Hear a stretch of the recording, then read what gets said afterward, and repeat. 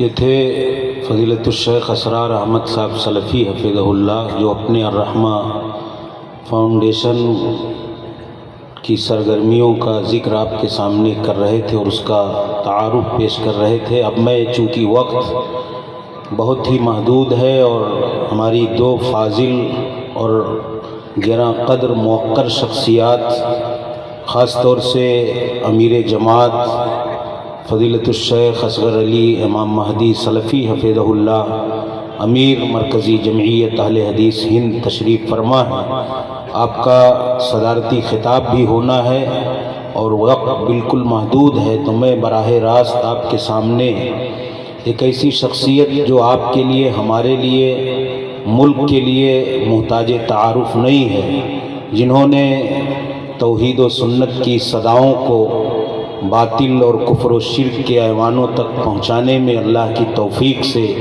کامیابی حاصل کی ہے اور اللہ تعالیٰ نے اسے شرف قبولیت عطا کیا ہے۔ بہت سارے بھٹکتے ہوئے ضلالت زدہ دل اللہ کی توحید و سنت کے دامن میں آئے، اللہ ان کی کوششوں کو قبول فرمائے۔ میری مراد فضیلت الشیخ سید معراج ربانی مدنی حفظہ اللہ سے ہے۔ میں شیخ محترم سے بصد احترام گزارش کروں گا کہ آپ تشریف لائیں اور محسن انسانیت کے تربیتی پہلو کے حوالے سے اس عنوان پر اپنی گفتگو اور اپنا خطاب پیش فرمائیں۔ فضیلت الشیخ سید معراج ربانی مدنی حفظہ اللہ۔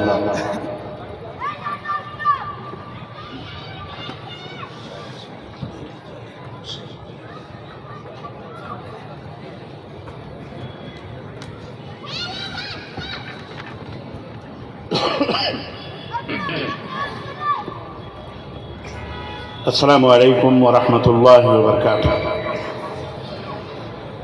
السلام علیکم ورحمۃ اللہ وبرکاتہ۔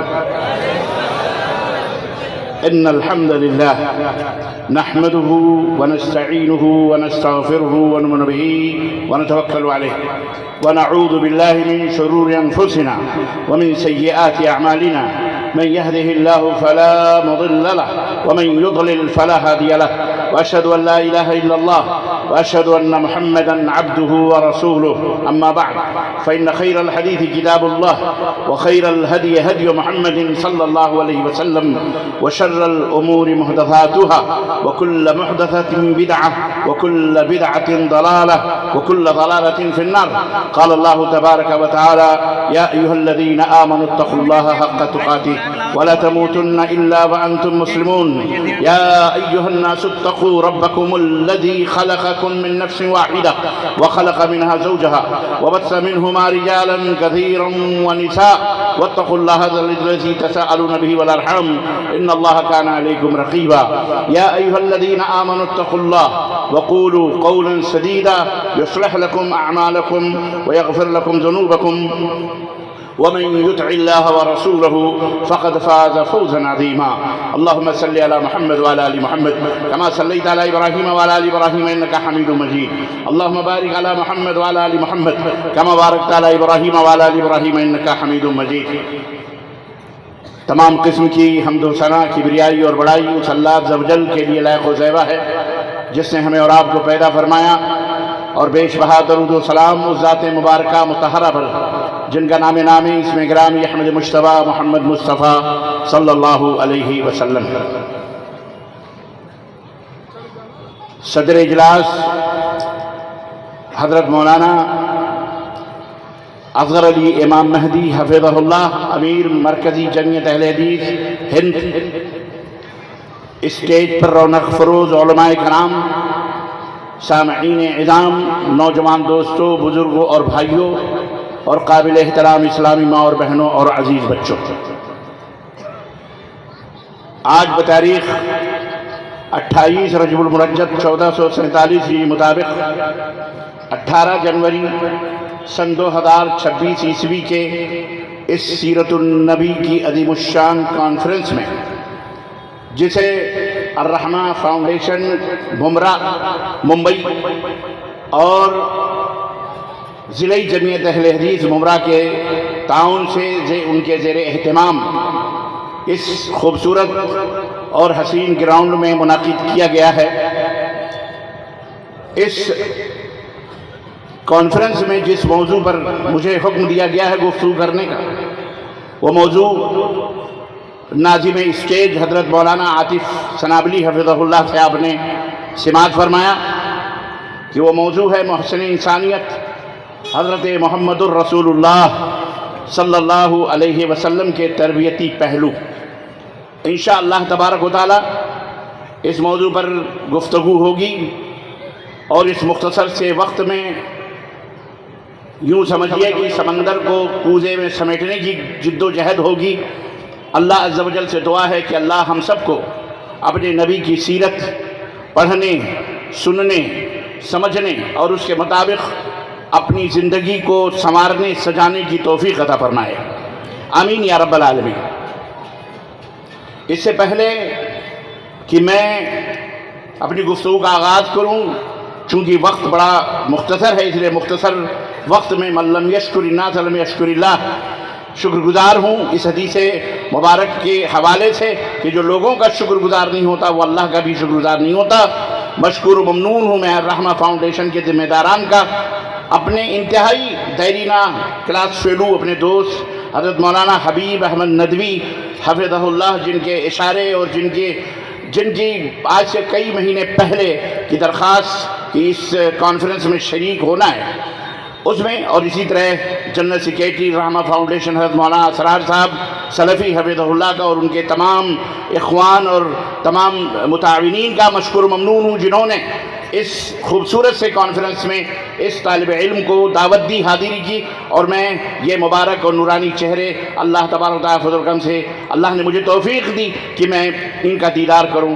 اللہ عز و جل ان سب کے میزان حسنات میں بنائے، اور اللہ تعالیٰ اس مجلس کو قبول فرمائے، اور اللہ ہم سب کو جنت الفردوس میں اسی طرح اکٹھا فرمائے، ہماری گردنوں کو جہنم سے آزاد فرمائے، ہمارے ماں باپ کے اوپر رحم فرمائے، ہمارے والدین کی گردنوں کو، میاں بیوی، ہماری بیوی بچوں کی گردنوں کو، اعزاء اقارب دوست احباب اساتذہ کی گردنوں کو اللہ تعالیٰ جہنم سے آزاد فرمائے، اور ہم سب کو جنت الفردوس میں جگہ عطا فرمائے، اور اللہ تبارک و تعالیٰ ہم سب کے دلوں میں ایک دوسرے کی محبت عطا فرمائے۔ حضرات گرامی قدر، موضوع بڑا وسیع ہے۔ آج اس عظیم الشان کانفرنس میں نبوی تربیت کے پہلوؤں کے اوپر گفتگو ہوگی۔ میں نے جب اس موضوع کو احاطہ کرنے کی، کچھ کور کرنے کی کوشش کی تو ہر طرف سے مختلف پہلوؤں نے آواز دی۔ کبھی ہمیں وادی مکہ نے آواز دی کہ آؤ تمہیں ہم مکہ کی وادی کے اندر اس یتیم مکہ کی زیارت کرواتے ہیں، اس در یتیم کی زیارت کرواتے ہیں جس نے اپنے جسموں پر زخم کھا کھا کر اللہ کی توحید کا آوازہ وادی مکہ میں بلند کیا۔ ہم آگے بڑھے تو ہمیں وادی طائف نے آواز دی کہ ربانی میاں ادھر آؤ، ذرا ہم تمہیں وادی طائف کا بھی نظارہ کرواتے ہیں کہ جہاں نبی کائنات صلی اللہ علیہ وسلم اپنے اعزاء اقارب دوست احباب بھی بچوں کو چھوڑ کر اپنے ایک غلام کے ساتھ اللہ کی توحید کا پرچم لے کر کے پہنچے۔ لوگوں کو گمراہیت کے تاریکیوں سے نکالنے کا جذبہ تھا۔ نبی کریم صلی اللہ علیہ وسلم کے وہ حوصلے تھے کہ زنجیر غلامی کو توڑنا آپ کا مقصد تھا، لوگوں کو اس دکھتی سسکتی بلکتی انسانیت کو امن و سلامتی کا پیغام دینا تھا۔ نبی اس جذبے سے سرشار ہو کر وادی طائف کی طرف بڑھتے ہیں۔ اللہ کے نبی کا استقبال ہوا، پھولوں سے نہیں، لوگوں سے نہیں، خوشبوؤں سے نہیں، عطر اور عود کی اگربتیوں سے نہیں، جھنڈے اور پلیٹ کے جلوسوں سے نہیں، آدمیوں کے جھنڈوں سے نہیں آپ کا استقبال ہوا، بلکہ آپ صلی اللہ علیہ وسلم کا استقبال طائف کے ان سنگ دل نوجوانوں نے، اوباشوں نے، غنڈوں نے، امیروں نے، بادشاہوں نے، حکمرانوں نے ان کو اپنے اوباشوں کے پیچھے لگایا، اپنے اوباشوں کو نبی کے پیچھے لگایا، اور پتھروں سے آپ کا استقبال کیا گیا، پتھروں سے آپ کو لہو لہان کیا گیا۔ صحابی رسول خادم رسول فرماتے ہیں اتنے زخم لگے، اتنے خون گرے نبی کائنات کے جسم مبارک سے کہ آپ کے نالے نے مبارک کہ نالے مبارک خون سے بھر گئے اور آپ کے قدم مبارک نکلنے مشکل ہو گئے تھے، بے ہوشی طاری ہو گئی، انہیں ایک باغ میں لے جایا گیا۔ اللہ کو اتنا جلال آیا، اللہ کو اتنا جوش آیا، اللہ کو اپنے نبی پر اتنا ترس آیا کہ سب فرشتے کو فوری طور پر نازل فرماتے ہوئے کہتا ہے کہ جا کر کے میرے حبیب کو میرا پیغام سناؤ، اگر وہ چاہے تو میں اس بستی کے لوگوں کو دو پہاڑوں کے بیچ میں ڈال کر کے مچل دوں، کچل دوں، ان کے وجود ختم ہو جائیں۔ اللہ اکبر! کون کس کی آواز تھی؟ یہ عرش والے کی آواز تھی۔ عرش والا اپنے عرش پر موجود، وہاں پر مستوی، وہاں پر بلند، ساری کائنات کے ان تمام غنڈوں کو، غنڈہ گردیوں کو دیکھ رہا تھا۔ رب کی رحمت کو جوش آیا اور نبی رحمت کی خدمت میں پہاڑوں کے فرشتوں کو بھیجا۔ لیکن قربان جائیے اس رحمت للعالمین پر جسے رب نے تمغہ دیا تھا، جسے رب نے، اللہ رب العزت نے جسے رحمت کی علامت ہی نہیں بلکہ رحمت کی بلند چوٹیاں عطا فرمائی تھی۔ نبی نے فرمایا تھا انی بعثت لأکرم مکارم الاخلاق، مجھے لأتمم مکارم الاخلاق، انک لعلی خلق عظیم کا تمغہ اور تاج عطا فرمایا تھا اس نبی رحمت جسے اللہ نے وما ارسلناک الا رحمت للعالمین، اے نبی ہم نے ساری کائنات کے لیے آپ کو رحمت بنا کر کے بھیجا۔ اس نبی نے اپنے ان زخموں، رستے ہوئے خونوں کو نہ دیکھا بلکہ عرش والے کی طرف نظر اٹھائی اور نے کہا اے اللہ، اللہم اہد قومی فإنہم لا یعلمون، اے میرے رب ان کو ہدایت عطا فرما، ان کی موت کا میں خواہش مند نہیں ہوں، ان کی ہلاکت و بربادیوں کا خواہش مند نہیں ہوں، بلکہ انہیں تو ہدایت عطا فرما دے، انہیں جو ظلمتوں، تاریکیوں سے، گمراہیوں سے، شرک اور کفر کی ان غلاظتوں سے نکال کر جنت کی خوشبوئیں عطا فرما دے مولا۔ اے اللہ انہیں ہدایت دے، اس لیے کہ یہ تجھے نہیں جانتے ہیں، تیری حقیقت کو نہیں سمجھتے، تیرا حق نہیں جانتے، تو کون ہے، تو کہاں ہے، انہیں پتہ ہی نہیں ہے، تو کن قدرتوں کا مالک ہے، کن قوتوں کا مالک ہے، تو کیا کر سکتا ہے۔ اے پاک پروردگار یہ غیر متعارف ہیں تیری ذات سے، تیری شخصیت سے، انہیں پتہ نہیں ہے، بھلا میں انہیں کے لیے کیوں دعا کروں۔ میں تو یہ چاہتا ہوں اگر آج یہ ہدایت یافتہ نہ ہوئے تو میں اے بار الہ تیری ذات سے امید کرتا ہوں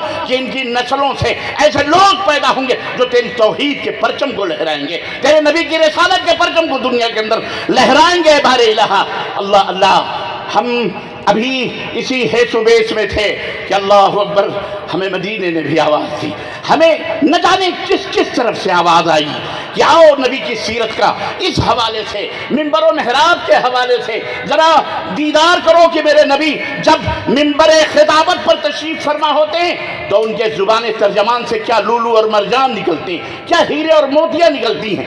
اللہ کے نبی جب ایک اپنے خاص گھر میں جاتے ہیں ہر طرف سے، الغرض میرے عزیزوں میرے پاس ٹائم نہیں ہے، میں انتہائی اختصار کے ساتھ نبی کریم صلی اللہ علیہ وسلم کے تربیتی پہلو کیا کیا تھے، ایک پہلو نہیں ہے، ہر میدان میں میرا نبی بے مثال ہے، ہر میدان میں ان کی نمونے موجود ہیں، ہر چیز میں ان کی تربیتوں کے آبگینے موجود ہیں، ہر طرف ان کی خوشبوئیں۔ ارے آج یہ دنیا جن رحمتوں اور برکتوں سے آج زندہ ہے پوری دنیا، آج جو یہ دنیا، پوری دنیا، صرف بھارت نہیں بلکہ پوری دنیا، یاد رکھو جو آج امن و آج جو سانس لے رہی ہے، بتاؤ دنیا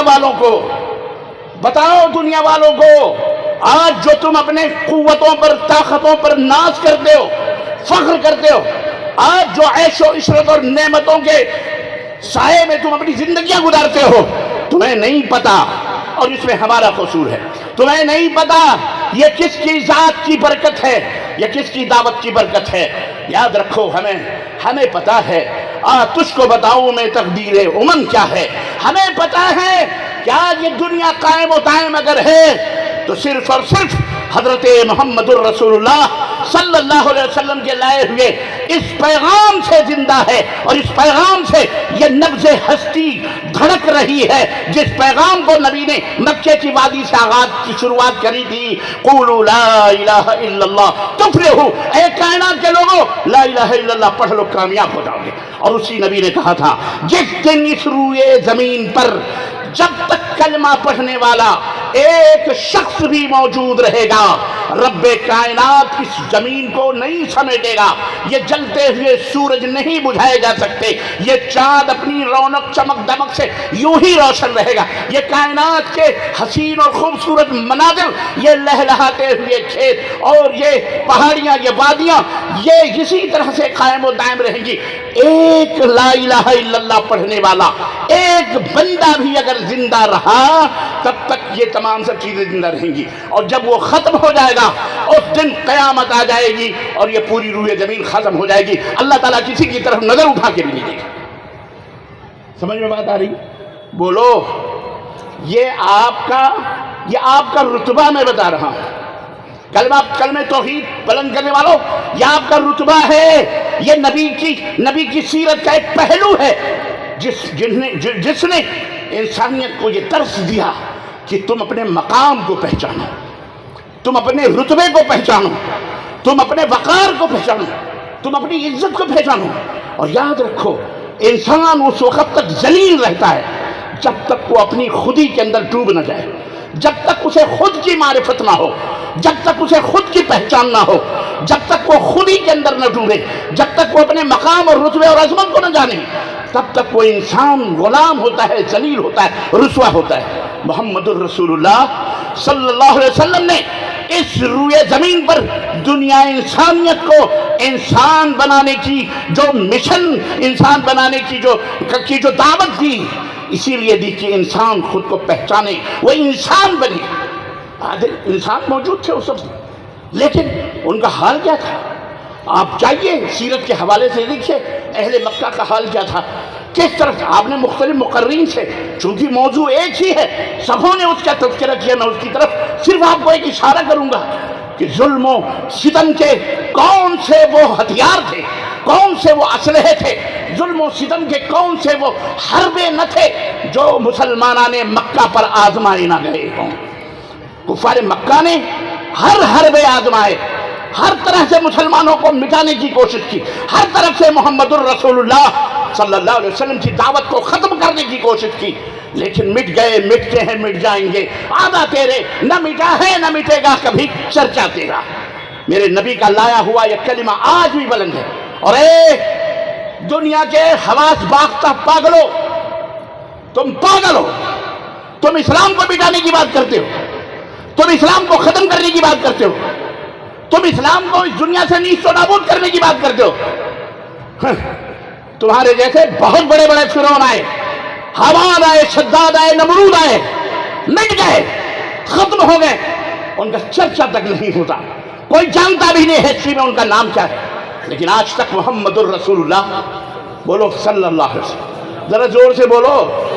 کچھ لوگوں کو وہابیوں کا صلی اللہ سمجھ نہیں آ رہا، اس لیے ذرا سمجھ کے بولا کرو. اس لیے میں کہا کرتا ہوں ذرا زور سے بولو کہ الحمدللہ آپ کے پاس جو دین ہے وہ دین کسی مکس اور ملاوٹ کا نہیں دین ہے. ورجنل دین جو نبی نے اپنے صحابہ کو دیا، صحابہ نے اپنے شاگردوں کو عطا فرمایا، شاگردوں نے اپنے شاگردوں کو، تابعین تبع تابعین، ائمہ کرام کو عطا فرمایا.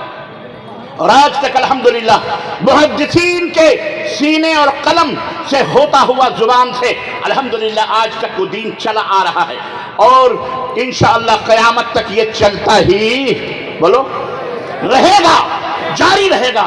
اسے کوئی مٹانے والا مٹا سکتا، کوئی اپنا ہو یا پرایا ہو، کبھی اس کی دعوت پر کوئی حرف آ سکتا؟ انشاءاللہ. تو اپنے مقام کو پہچانو، اپنے وقار کو پہچانو، اپنے رتبے کو پہچانو. غلامی میں ناکام آتی ہیں، غلامی میں ناکام آتی ہیں تدبیریں نہ شمشیریں، غلامی میں ناکام آتی ہیں تدبیریں نہ شمشیریں. جو ہو ذوق یقین پیدا تو کٹ جاتی ہیں زنجیریں. وہ ذوق یقین پیدا کرو اپنے اندر وہ گٹس پیدا کرو، وہ یقین پیدا کرو جو محمد الرسول اللہ صلی اللہ علیہ وسلم کی سیرت مبارکہ کے ایک عظیم پہلو ابتدائی ایام تھے. اور میں سمجھتا ہوں میں اپنے ملک سے اس کی تعبیر تو نہیں کر سکتا جو آج ظلم و ستم کے پہاڑ اسلام یا مسلمانوں کے اوپر توڑے جا رہے ہیں. اس میں کہیں نہ کہیں بہت زیادہ ہم بھی اس کے ذمہ دار ہیں. لیکن مکے کے وہ معصوم بیچارے مسلمان، وہ مظلوم مسلمان کہیں ذمہ دار نہ تھے۔ بھلا اماں سمیہ کی کیا خطا ہے؟ ذرا بتاؤ ابو بکر کی کیا غلطی تھی؟ وہ ابو بکر جب مکہ چھوڑ کر کے جانے لگا، جب مکہ چھوڑ کر کے نبی جب پہلے اپنے بال بچوں کو لے کر کے ہجرت کرنا، مکے کے باہر پہنچتے ہی ابن دغنہ ملا تھا۔ اس نے کیا کہا تھا؟ کہاں جا رہے؟ کہا مکے کے لوگ مجھے رہنے نہیں دیتے۔ کہا کیوں؟ کہا واللہ میں ان کی نظروں میں مظلوم، میں ان کی نظروں میں مجرم ہوں، میں ان کی نظروں میں گنہگار ہوں، میں ان کی نظروں میں خطا کار ہوں، اس لیے میرے اوپر ظلم و ستم کرتے ہیں، میں مکہ چھوڑ کر کہیں اور چلا جاؤں گا۔ اس نے کہا اللہ کی قسم، تو اگر مکہ چھوڑ کر چلا گیا تو مکے کے لوگ جینے کا حق نہیں رکھتے، تم جیسا آدمی مکہ کیسے چھوڑ کے جا سکتا ہے؟ واپس چلو، میں تنہا اہل مکہ کے سامنے تمہاری گواہی دوں گا، تمہاری امانت کی گواہی دوں گا، صداقت کی گواہی دوں گا، تمہاری محبت اور امن و سلامتی کی گواہی دوں گا۔ وہ مسلمان نہیں تھا، وہ کافر تھا، وہ غیر مسلم تھا، لیکن وہ حقیقت کو سمجھتا تھا، وہ حیوان اور جانوریت کے نشے میں دھت نہیں تھا، بلکہ اس کے اندر انسانیت تھی۔ جیسے آج ہمارے بھارت میں بہت سارے ایسے لوگ ہیں برادران وطن جن کے اندر الحمدللہ انسانیت موجود ہے، حیوانیت اور جانوریت اور بربریت اور دہشت گردی کا خمار ان کے ذہن و دماغ میں نہیں ہے۔ مکہ کا وہ شخص بھی اسی کا وہ تھا کہ اس نے ابو بکر کو واپس لایا اور مکے کے لوگوں کے سامنے اس نے کہا تھا اللہ اکبر۔ تو ان کی کیا خطا تھی؟ ان کی خطا صرف ایک تھی، وہ یہ تھی کہ وہ یہ کہتے تھے کہ اے لوگوں صرف اللہ کی عبادت کرو، لا الہ الا اللہ، اللہ کے سوا کوئی معبود برحق نہیں، اللہ کے سوا کوئی اب میں اس کی تشریح کروں گا تو ہمارے بہت سارے ایسے مسلمان بھائی بھی ہیں، ہماری بہنیں بھی ہیں جن کو بڑی تکلیف ہوتی ہے۔ اللہ کے بندو تکلیف نہیں ہونی چاہیے۔ آپریشن کرنے والا ڈاکٹر تمہارا دشمن نہیں ہوتا، تمہارے زخموں کا علاج کرتا ہے۔ اللہ اکبر۔ سنیے اے لوگوں سنو، اللہ کے سوا کوئی معبود برحق نہیں۔ تربیت کا یہ وہ انداز تھا، تربیت کا یہ پہلو تھا جب سب سے پہلے مکہ کی سرزمین پر پیغمبر اسلام حضرت محمد الرسول اللہ صلی اللہ علیہ وسلم نے آغاز کیا تھا، اسی پہلو سے۔ حالانکہ وہاں چوری کرنے والے بھی موجود تھے، شراب پینے والے بھی موجود تھے، زنا کرنے والے بھی موجود تھے، قتل و غارت گری کے خوگر بھی موجود تھے، سود در سود در سود در سود کھانے والے بھی موجود تھے، لوگوں کے حقوق ضبط کرنے والے بھی موجود تھے، ظلم کی تمام انواع، ظلم کے تمام اقسام وہاں موجود تھے۔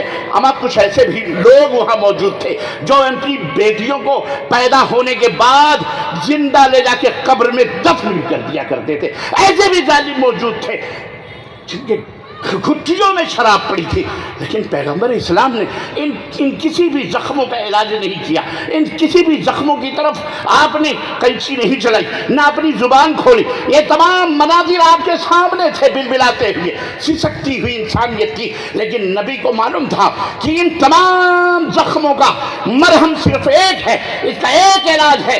اگر اس علاج سے، اس دوا سے ان کا علاج کر دیا گیا تو یہ سارے زخم خود بخود ختم ہو جائیں گے۔ اللہ اللہ، اس حکیم الامت نے، اس امام اعظم نے، اس محسن انسانیت نے، اس فخر موجودات نے، اس نبی کے اللہ کے پیارے نے، اس سید العرب والعجم نے وہ دوا، وہ نسخہ کیا تھا اپنایا سب سے پہلے، اور وہ کیا تھا؟ بولو، لا الہ الا اللہ۔ ہے مسلمانوں، تم آج اس کلمے کی تاثیر کو بھول چکے ہو، شیطان نے تمہیں گمراہ کر دیا، تمہارے ذہن و دماغ سے جناب علی ہے سب کچھ نکال دیا، اور تم کہاں پڑ گئے، کس چیز کے چکروں میں رہے، جھنڈے بنڈے گنڈے شنڈے، کہاں تم بھٹکنے لگے ہیں، اور کس کو اپنا معبود تم نے بنایا، کس کو تم نے اپنا مشکل کشا بنایا، کس کو تم نے اپنا حاجت روا بنایا۔ اللہ کے نبی نے تو یہ دعوت نہیں دی تھی، اللہ کے نبی نے تو یہ اسلام متعارف نہ کروایا تھا، اللہ کے نبی کی سیرت کا کوئی ایک پہلو آؤ میں تمہیں بتاتا ہوں۔ اللہ کے نبی اپنے ایک چھوٹے بھائی عبداللہ ابن عباس کے ابن عباس رضی اللہ عنہ کے بیٹے، چچا کے بیٹے حضرت عبداللہ کا ہاتھ پکڑا اور کیا کہا؟ یا غلام، اے بچے، میں تجھے ایک بات بتاتا ہوں، وہ بات غور سے سن، اس بات کو غور سے سن، اپنے پلے باندھ لے۔ کہنے لگے بھائی کیا بات ہے؟ کہیں گے اللہ کے نبی کیا بات ہے؟ کہا سن، اذا استعنت فاستعن باللہ.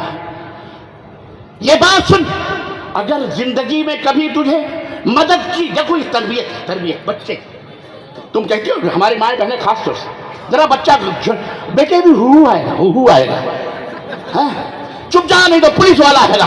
اے پولیس والا نہ ہوا بیچارہ کوئی بھوت ہو گیا. اللہ کے بندیوں، پولیس والا بھی انسان ہے بیچارہ، اس کو کیا کتے نے کہا ہے کہ آپ کے اوپر آ کے زبردستی حملہ کرے گا؟ ایسا نہیں ہے، وہ تو ہمارے رکشک ہیں، ہمارے ملک کے بیچارے سپاہی ہیں. نہیں، ان سے کیا کراتے؟ ہو آئے گا، چپ ہو جا نہیں تو فلاں بوڑھی اندھی بڈھی آئے گی، کانی بڈھی آئے گی، فلانی آئے گی، ڈھکانی آئے گی، وہ آئے گی، اس طرح ڈرواتے. نبی کائنات نے ایسا نہیں. اللہ اکبر. بچوں کی تربیت ابتدا ہی سے نبی نے سکھایا، توحید پہ کیا کرو، نماز پہ کیا کرو، اللہ سے ان کا آغاز کرو، اللہ کی توحید سے آغاز کرو. یہ تربیت کا ایک انداز اللہ کے نبی نے دیا، پوری انسانیت کو دیا. سب بڑوں کو بھی سکھایا اور چھوٹوں کو بھی سکھایا کہ اس طرح سے تربیت کرو. یا غلام اذا استعنت فاستعن باللہ، جب کسی سے کوئی مدد مانگنی ہے تو اللہ سے مانگو. احفظ اللہ یحفظک. یہ دیکھو یہ جملہ، یہ سنہرے قلموں سے لکھنے والا جملہ. احفظ اللہ یحفظک، اللہ کو یاد رکھ، اللہ تجھے یاد رکھے. کتنی بڑی بات ہے یہ، کتنی بڑی بات ہے. حضرت طلحہ نے غزوہ احد کے اندر جب تیر آ کر کے آپ کے ہاتھ پہ لگا تو آپ کے منہ سے لفظ سی نکلا اور کہا ایسا جملہ نکلا. اللہ کے نبی نے کہا طلحہ اس عین موت و حیات کے میدان میں جہاں دشمنوں کے نرغے میں طلحہ کھڑے ہوئے محمد الرسول اللہ صلی اللہ علیہ وسلم کی حفاظت کر رہے ہیں کہ آپ کو اپنے پیچھے رکھ کر کے کہ اللہ کے نبی آپ میرے پیچھے ہی رہیں، کہیں ایسا نہ ہو ناگہاں دشمن کا تیر کوئی آپ کو لگ جائے. اس موقع پر حضرت طلحہ کے ہاتھ میں وہ تیر لگا اور انہوں نے سی کا لفظ کہا. حضرت نبی کائنات نے اس موقع پر بھی تربیت کی. آج ہم ہوتے تو کہتے بیٹے جو کچھ کہنا کہہ لے، کسی کو بھی پکارنا ہے پکار لے.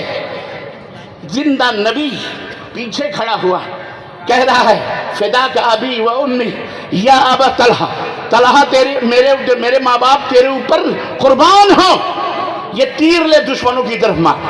وہ نبی پیچھے سے آواز دیتا ہے طلحہ ارے سی کہنے کی کیا ضرورت تھی، ارے تو اگر بسم اللہ کہہ لیتا تو رب کے فرشتے تجھے آسمانوں پہ اٹھا لیتے. یہ تعلیم تھی، یہ تربیت تھی محمد الرسول اللہ. آج ہم کو اسی تعلیم اور تربیت کی ضرورت ہے. آج بھی ہو جو براہیم سائمہ پیدا، آگ کر سکتی ہے اندازے اور ایسا پیدا. آج رو رہے ہو نا تم، بلک رہے ہو، رب کی قسم ہے نہ رو نہ بلکو، توحید کے پرچم کو اپنا لو. سب کچھ وَمَن يَتَوَكَّلْ عَلَى اللَّهِ فَهُوَ حَسْبُهُ. قرآن کے آیتوں میں رب کا بھروسہ موجود ہے. قرآن کو پڑھو، صرف پڑھو نہیں، سمجھ کے پڑھو. قرآن کو کیا کر کے پڑھو؟ میری ماں بہنوں، قرآن کو سمجھ کے پڑھو. نبی نے ہمیں یہی تعلیم دی ہے. تربیت کا یہ بھی ایک انداز تھا، صداقت و امانت. اللہ اکبر. توحید اس طرح دلوں کے اندر بٹھا دیا نبی کائنات نے، اس طرح بٹھا دیا، اور اپنی محبت اور اپنی صداقت اس طرح راسخ فی القلوب دلوں کے اندر بٹھا دیا کہ پہاڑ بھی دنیا مل کر کے اگر نبی کی بات کا انکار کرتی، اللہ کی قسم وہ ایک صحابی ان تمام دنیا والوں کو جوتے کی نوک پہ رہ کر کے ٹھکرا دیتا اور نبی کی بات کو اپنی پیشانیوں کا چھوبر بنا دیتا. یاد کرو معراج کا واقعہ، یہی شب معراج جو کل گزری. کہنے والے کہتے ہیں کل گزری، ہم تو کہتے ہیں اس کا پتہ ہی نہیں. کیوں اس تاریخ کا کوئی عطا پتہ؟ بولو. ہاں، لوگ ہواؤں میں تیر چھوڑتے ہیں. اے مسلمانوں، شب معراج اور جشن معراج منانے والا، ہاں کاش تم سیرت النبی کی باتیں کرتے. معراج کا واقعہ بیان ہوتا، وقت نہیں ہے. اللہ کی قسم ہم نے اور آپ کو میں دعوت دیتا ہوں، جاؤ یوٹیوب کے اوپر اور معراج کے جشن کے واقعے کو پڑھو. دلہنیں بھی سن سن کے شرم سے واللہ پانی پانی ہو جا رہی ہیں، جس طرح اس عہد کا یہ مولوی نبی کی معراج اور دولہا اور دلہن کی شکل و صورتیں بیان کرتا ہے۔ استغفر اللہ، ہوس زدہ خواہشات نفس کے غلام، رگ رگ میں عورت اور شہوت چھپی ہوئی، اس طرح سے اپنے دلوں کی یہ مولوی بھڑاس نکالتا ہے معذرت کے ساتھ۔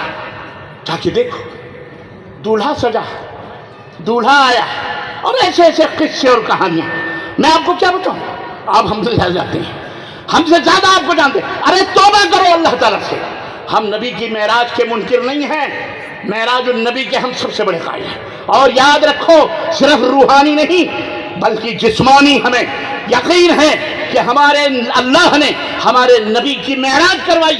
تاریخ کا پتہ ہو نہ ہو ہمیں اس سے غرض نہیں، رب نے بتایا، رب کے نبی محمد نے بتایا صلی اللہ علیہ وسلم۔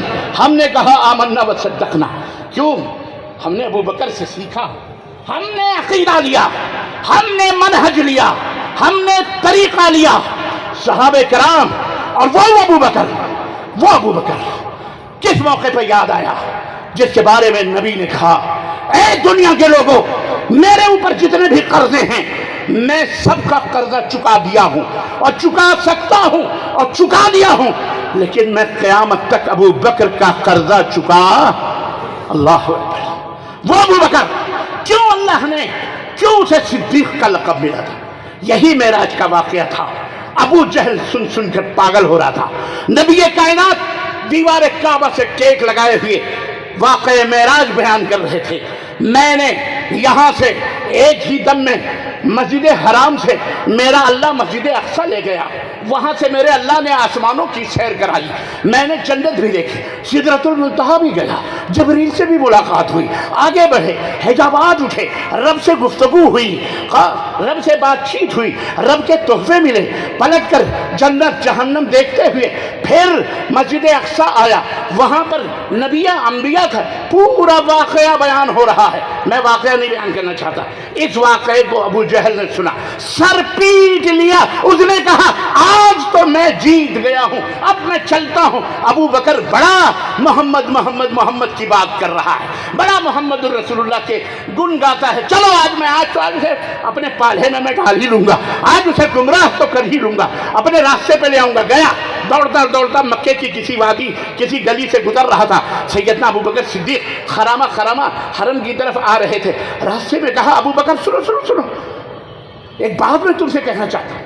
کہا کون سی بات؟ کہا آج تم نے ایک بات سنی؟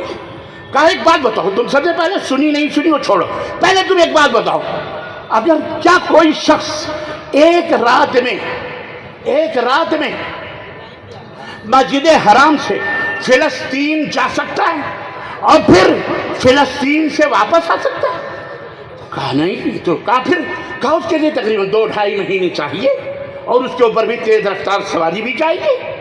یہ حقائق تھے، حقیقت تھی جو سیدنا ابو بکر نے ابو جہل سے بیان۔ اب اس نے کہا خلاص، بات پہ اڑے رہنا ابو بکر۔ کہاں یار اڑا ہوا، اس میں کون سی دو بات؟ یہ تو کوئی پاگل بھی بیان کر سکتا ہے۔ اچھا ٹھیک ہے، یعنی ایسا نہیں ہو سکتا کہ ایک رات میں، کہا 1 مہینے میں نہیں ایسے آ سکتا، تو 1 رات کی بات کر رہا ہے۔ کہا اچھا اب بتا، جسے تم اپنا نبی سمجھ رہا ہے، جسے تو اپنا رسول سمجھ رہا ہے، سنو حدیث نبی کا تمسخر اٹھانے والوں، سنو نبوت کی تعظیم و تکریم کے نام پر نبی کی احادیث کو ٹھوکر مارنے والوں، مسلمانوں تم، کلمہ پڑھنے والے تم، ماؤں بہنوں بیٹیوں اور بھائیوں اور مولویوں، شیخ الحدیث و علماء، تم سب کو میں یہ پیغام دے رہا ہوں، یہ عقیدہ اہل الحدیث نے سیدنا ابو بکر سے لیا ہے، یہ ہے منہج اہل الحدیث۔ ابو بکر صدیق نے کہا ہاں بیکار جھوٹا آدمی ایسی گپ مار سکتا ہے۔ کہا سنو ایسا ہے، محمد کے بارے میں تمہارا کیا ہے؟ کہا وہ تو رسول اللہ ہے صلی اللہ علیہ وسلم۔ کہا اللہ کی قسم، کعبے کے رب کی قسم، مکے کے لوگ اتنے بڑے کافر نہیں تھے جیسے آج کے لوگ ہیں، اور جیسے آج ہمارے اندر گھسی ہوئی ایک چیز ہے، تیرے سر کی قسم، تیرے زلفوں کی قسم، تیرے آنکھوں کی قسم، ہونٹوں کی قسم، لبوں، جاہلو اللہ کا توبہ کرو۔ یہ تمام سب شرکیات کے چکر میں آتے ہیں، तुम मोहब्बत के खेल खेल रहे हो, ये नहीं जानते? जान तो जान है, तुम्हारा ईमान भी खतरे में पड़ा हुआ है। उस वक्त के कुफ्फार भी काबे की अजमत के कायल थे। वो कहा करते थे काबे के रब की कसम। क्या कहते थे? हाँ, काबे के रब की कसम। कहा काबे के रब की कसम। अभी अभी जो मोहब्बत से उनकी महफिल से आ रहा हूँ, वो बयान कर रहे हैं कि मैं तो आज की रात मस्जिद अक्सा भी गया, आसमान और सातों आसमान के ऊपर गया, जन्नत और जहन्नम की सैर की, जिब्रील से मुलाकात, सिदरतुल मुंतहा, ये वो सब बयान कर रहे हैं। अल्लाह अकबर। अबू बकर थोड़ी देर के लिए सन्नाटे में आए होंगे। आपने कहा अल्लाह की कसम खा के तू बोलता है कि मेरे नबी ने ये बात कही है? कहा हाँ, अल्लाह की कसम तेरे नबी ने बात की। कहा अल्लाह की कसम मेरे नबी ने ये बात की। कहा तुझे यकीन नहीं आता? अल्लाह की कसम तेरे नबी ने ये बात की। कहा वाकई मेरे नबी ने बात की, तू अल्लाह की कसम खा। कहा तीसरी दफा भी अल्लाह की कसम तेरे नबी ने ये बात की। अबू बकर ने कहा तो मैं भी यह कसम खा के कहता हूं कि अल्लाह की कसम, अगर मेरे नबी ने यह बात की है तो मेरे नबी ने सच्ची बात की है, क्योंकि मेरा नबी कभी झूठ बोल सकता। ये कहा तो तू मुझसे क्यों कसम खिला रहा था? कहा मैं इसलिए नहीं कसम खिला रहा था कि मेरे नबी झूठे हैं, मैं तो तू झूठा है इसलिए डर रहा था कहीं तू मेरे नबी पे तोहमत तो नहीं लगा रहा, इसलिए तेरी कसम में तुझे तू अल्लाह की कसम खिलवा रहा है। ये अकीदा है, ये नबी ने वो तरबियत का वो अंदाज और तज़किया। अल्लाह के नबी सल्लल्लाहु अलैहि वसल्लम वक्त नहीं, क्या क्या मैं बताऊँ आपको, प्यार और मोहब्बत से किस तरह से आपने तरबियत की। एक नौजवान आया, कहने लगा अल्लाह के नबी मैं नौजवान हूँ, मैं ज़िना करना चाहता हूँ, मैं मुसलमान हूँ, कलमा पढ़ता हूँ, आपको नबी मानता हूँ, आपके दीन इस्लाम पे हूँ, मैं ज़िना करना चाहता हूँ। तरबियत का एक उसलूब देखिए आप, अंदाज पहलू देखिए। और ये उलमा दुआत और मुबल्लिगीन और अमाइदीन जमात और जमीयत के लिए इसके अंदर बहुत बड़े नमूने हैं। कहा मुझे इजाज़त दीजिए कि मैं ज़िना करूँ। अल्लाह के नबी के सहाबा खड़े हुए कहे पागल हो गया कि क्या करें? अल्लाह के नबी बैठ, ठहरो, अपनी अपनी जगह पे बैठे। नौजवान से कहा है नौजवान सामने आ। वो उठा, नबी के करीब गया। अल्लाह के नबी ने उसे डांटा नहीं, उसे थप्पड़ न मारे, उसे गुस्ताखी न करार दी। आज हम अपने असातिज़ा से कोई सवाल कर लें तो आंखें लाल कर लेते, गुस्ताख कहीं का है ना मौलाना हबीब साहब, हैं गुस्ताख। उस्तादों, अगर आप उस्ताद हैं, और मैं एक बात कहे जाता हूँ तमाम मुअल्लिमीन और मुअल्लिमात के लिए जो बैठे हैं, अगर आप उस्ताद और सब पूरे मुसलमान याद रखो, जिंदगी भर अगर लानत और मलामत चाहते हो और शौक है कि तालिब इल्म तुम्हें जिंदगी भर लानत और मलामत करता रहे, तो पटक के तालिब इल्म को रोज मारो खूब दिल भर के, मरते दम तक वो तुम्हारे ऊपर लानत भेजता रहेगा, अल्लाह की कसम है। और अगर दुआएं चाहते हो तो मोहम्मदुर रसूलुल्लाह मुअल्लिम अव्वल जनाब मोहम्मदुर रसूलुल्लाह के उसलूब को देखो, इस तर्ज तालीम और तरबियत को देखो, और अपने आप को सुधारो। मदारिस के लोगों, जामियात के लोगों, मकतबों के लोगों, और ख़ास तौर से यह हाफिज कुरान हिफ्ज़ कराने वाले जालिम हाफिजों, बकरी का बच्चा बनाया हुआ तुम अपने बच्चे को ऐसा पटक पटक के मारो तो पता चले। न जाने कितने यहाँ उलमा बैठे हैं जिनका माजी में कुरेद दिया हूँ, उनको अपने माजी में घूम रहे होंगे बेचारे। और लानत नहीं करना, दुआएं देना, अल्लाह हिदायत देकर जिंदा उंदा होगा तो तुम्हारा उस्ताद। ये थे उस्ताद मौलवी में अव्वल हजरत मोहम्मदुर रसूलुल्लाह सल्लल्लाहु अलैहि वसल्लम। कहने लगे, डांटा नहीं, कुछ नहीं, करीब है। कहने लगे ये बताओ कि तुम अपनी खाला से ज़िना करना पसंद करो? देखें समझाने का अंदाज। उसने कहा हरगिज़ नहीं। तो कहा लोग भी इसी तरह अपनी खाला के साथ ज़िना करना पसंद नहीं करते। कहा चाहिए बताओ तुम अपनी फूफी के साथ ज़िना करोगे? कहा नहीं अल्लाह के नबी। कहा तो लोग भी अपनी फूफियों के साथ ज़िना करना पसंद नहीं करते। कहा अच्छा ये बताओ तुम अपनी बहन के साथ ज़िना करना पसंद करोगे? انہوں نے کہا ہرگز نہیں، یہ کیسے ہو سکتا ہے کہ میں اپنی بہن کے ساتھ میں زنا کروں؟ اللہ کے نبی نے فرمایا لوگ بھی اسی طرح اپنی بہن کے ساتھ زنا کرنا پسند نہیں کرتے۔ اب تم جس سے زنا کی اجازت جس کے لیے مانگ رہے ہو وہ بھی کسی کی ماں ہوگی، خالہ ہوگی، بہن ہوگی، پھوپھی ہوگی، کوئی ہوگی۔ ہاں اللہ کے نبی کہا اب بتا۔ اس نے کہا میں توبہ کرتا ہوں اللہ سے، آئندہ ایسا وسوسہ، ایسا خیال بھی میرے ذہن و دماغ میں نہ آئے گا۔ اللہ کے نبی نے سینے پہ ہاتھ رکھا اور کہا اے اللہ اسے اس دین پر استقامت عطا فرما۔ اللہ یہ تھا تربیت کا۔ بہت سارے پہلو ہیں، نکاح کے پہلو، طلاق کے پہلو، لڑکیوں کے حقوق کے پہلو، ہر اعتبار سے بہت سارے علماء نے مختلف گوشے ڈالے ہیں۔ ایک آخری بات میں کہنا چاہوں گا، اور وہ آخری بات یہ ہے، اپنی بات ختم کرنا چاہوں گا معذرت کے ساتھ، کہ اللہ کے نبی بولتے کم تھے، عمل کے ذریعے لوگوں کو تعلیم دیا کرتے تھے۔ آج ہم بولتے بہت زیادہ ہیں، کردار کے اندر کھوٹے ہیں۔ تبدیلیاں پیدا کرو، سیرت کا مطلب ہے اپنے اندر تبدیلی لاؤ، وہ تبدیلی جو محمد الرسول اللہ صلی اللہ علیہ وسلم نے مکے کی سرزمین پہ کی تھی۔ اللہ ہم سب کو سیرت رسول بیان کرنے، سننے، سمجھنے اور اس کے مطابق اپنی زندگی کو، اپنے گھر کو ڈھالنے کی اللہ توفیق عطا فرمائے، اور ہم سب کو کتاب و سنت پر عمل کرنے والا بنائے، آمین یا رب العالمین۔ وصلی اللہ علی نبینا محمد وعلی آلہ وصحبہ اجمعین، والسلام علیکم ورحمۃ اللہ وبرکاتہ۔